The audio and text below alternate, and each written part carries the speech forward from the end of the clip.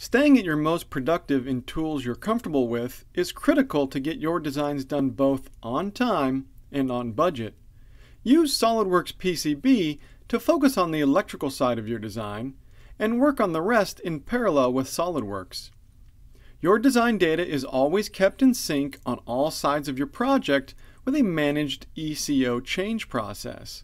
Changes made to your design can be easily pushed back and forth between SOLIDWORKS PCB and SOLIDWORKS, making it easy to keep track of exactly what was changed and when, with instant notifications and a detailed change history.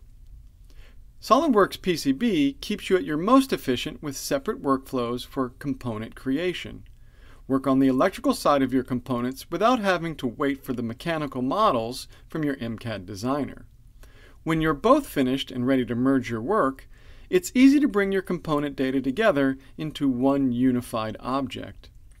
You can avoid the hassle of constant design revisions and let your mechanical designer make changes to component placement, board shape, and mounting holes, or anything directly in SOLIDWORKS to fit the mechanical design. You'll instantly get the change notification with the assurance of knowing that your board will fit the mechanical enclosure right the first time.